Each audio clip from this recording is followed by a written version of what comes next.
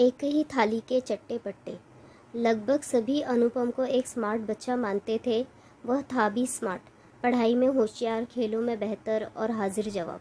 सिर्फ mummy papa और छोटी बहन कुमकुम को ही यह रहस्य मालूम था कि रात होते ही उसकी पम बज जाती है। अनुपम को अंधेरे से बहुत डर लगता था। डर भी इतना कि अंधेरे कमरे में अकेले जाने की बात तो छोड़िए, मध्यम रोशनी से भी उसे घबराहट होने लगती थी। उसके कारण लंबे समय से वो लोग कोई फिल्म सिनेमा हॉल में नहीं देख पाए थे। मम्मी पापा के बेडरूम और कुमकुम के कमरे के बीच अनुपम का सुंदर हवादार कमरा था। फिर भी रात को सोने के लिए वह कुमकुम के कमरे में घुस आता था। कुमकुम को भैया से बड़ी चिढ़ छुटती, क्योंकि अनुपम सारी रात एक बड़ा सा बल्ब नाइट लैंप की तरह जलाए रखता। अनुपम को भी अपनी इस कमजोरी पर बड़ी बौखलाहट होती। वह खुद समझ नहीं पाता था कि अंधेरे में ऐसा क्या है जिसका उसे डर लगता रहता है, राक्षस या शेर? नहीं, वह जानता था कि यह सब केवल कहानियाँ में या जंगल में ही पाए जाते हैं। मैं नहीं जानता, मुझसे कुछ मत पूछो, यही उसका उत्तर रहता। शनिवार की शाम दफ्तर से घर लौटते समय पापा एक टेलीस्कोप प्रोजेक्ट ले आए। रविवार की पूरी सुबह और दोपहर अनुपम और पापा ने साथ बैठकर डिब्बा भर कल पुंजों से एक पूरी टेलीस्कोप बना ली। अनुपम को इसमें काफ़ी मज़ा आ रहा था। उसे अंदाज़ा नहीं था कि रात होते ही यह टेलीस्कोप उसकी परेशानी का सबब बन जाएगी। इसका ध्यान तो उसे तब आया जब रात को खाना खाने के बाद सब लोग तारे देखने के लिए छत पर जाने को तैयार हो गए। इसका मतलब कुम्मी को भी इस योजना का पता था। अनुपम को गुस्सा तो आया, लेकिन अंधेरे का डर उससे भी बड़ा निकला। पापा कंधों से ठेलकर उसे छत पर ले गए। पापा का सोचना था कि चंद्रमा, तारे और नक्षत्रों की तिलस्मी दुनिया देखकर अनुपम उनमें खो जाएगा और उसका भय भी जाता रहेगा, लेकिन ऐसा कुछ भी नहीं हुआ। अनुपम की आंखें आकाश के नज़ारों से ज़्यादा आसपास के अंधेरे को टटोल रही थी।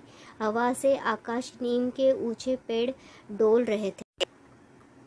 पीपल की पत्तियां लगातार हंसे जा रही थी। पापा, यह सरसराहट कैसी है?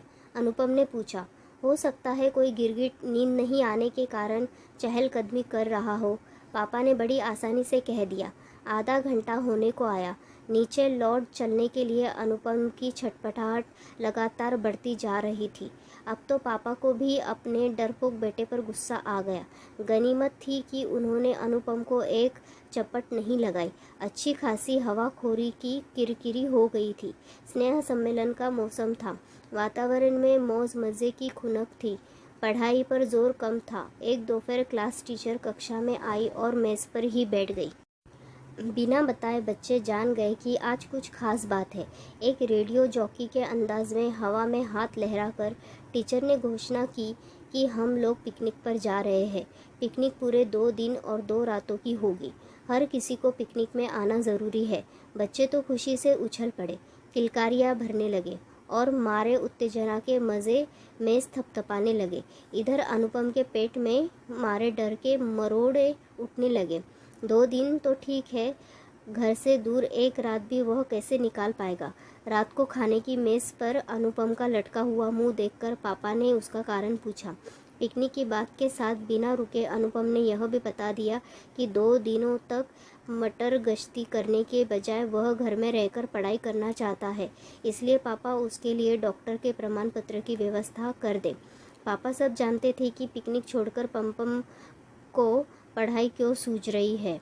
उन्होंने कड़े शब्दों में कह दिया कि नहीं, अनुपम को जाना ही होगा। पढ़ाई होते रहेगी। दोस्तों के साथ मिलजुल कर रहने के मौके बार बार नहीं मिलते। पिकनिक पर जाओगे तो 2 बातें सीख कर ही आओगे। अब तो 2 दिन के उजाले में भी खाने खेलने से अनुपम का मन उचट गया। जंगल के अंधेरे में जो होगा सो होगा। सहपाठियों के सामने पोल खुल जाएगी सो अलग। बड़ा स्मार्ट बना फिरता था बच्चों। आखिर पिकनिक का दिन आ पहुंचा। बच्चे खुशी खुशी बस में सवार हुए। गाते हंसते शोर मचाते सब चल पड़े। अनुपम अपनी सीट पर सहमा दुबक बैठा रहा। झमझमा फॉल्स पहुंचकर उसने देखा कि जंगल के बीच में खुले हिस्से में 30-35 छोटे छोटे तंबू लगे हैं। यही उन सबको रहना सोना था। अनुपम अपने जैकेट के अंदर हनुमान चालीसा की पोथी भीगे हुए बस से नीचे उतरा। टीचर ने बताया कि हर तंबू में 2 बच्चे रहेंगे, अपना अपना पार्टनर चुन लो। इस बार अनुपम के सामने कोई दुविधा नहीं थी। उसने लपककर नाहर को जा पकड़ा। सच तो उसका नाम अजित था और वह स्कूल का जूडो चैंपियन था। दोस्तों ने उसका नाम अजित उर्फ लायन रख छोड़ा था। हिंदी के शिक्षक ने उसका नाम बदलकर नाहर कर दिया था। अनुपम का पार्टनर बनने के लिए नाहर ने हाँ तो कह दिया था, लेकिन उसके चेहरे पर परेशानी के भाव थे। अनुपम खुश था कि जूडो चैंपियन के साथ रहते अंधेरे से निकलकर कोई उसका बिगाड़ नहीं सकता था। रात ठंडी थी। खाना खाने के बाद दोस्तों की हंसी ठिठोली में शामिल हुए बिना ही अनुपम और नाहर बिस्तर में आ दुबके।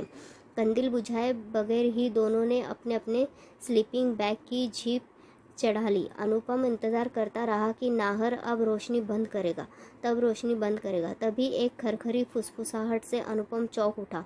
फिर उसे ध्यान आया कि नाहर उससे कुछ पूछ रहा है। क्या तुम्हें अंधेरे से डर लगता है? अनुपम को अपना भेद खुलता लगा।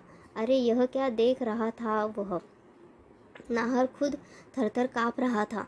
नाहर ने बताया कि उसे अंधेरे से बहुत डर लगता है। और एक आश्चर्य की बात हुई, अनुपम ने खुद को यह कहते सुना कि अंधेरे से क्या डरना। अब वह स्लीपिंग बैग परे हटाकर उठ बैठा। यह तो अद्भुत था। अनुपम को अपने आप पर विश्वास ही नहीं हो रहा था। उसने नाहर को थपथपाकर कहा कि दोस्त, तुम तो एकदम पोंगे निकले। डरो मत, मैं तुम्हारे साथ हूँ। तुम मेरा हाथ थाम लो और बेफिक्र होकर सो जाओ। अनुपम का हाथ थामकर नाहर निश्चिंत हो गया। लेकिन तुम मुस्कुरा क्यों रहे हो? कहीं यह बात सबको बता तो नहीं दोगे? नाहर ने पूछा। तुम्हारी यह हालत देखकर मुझे ऐसा ही एक पगला लड़का याद आ गया।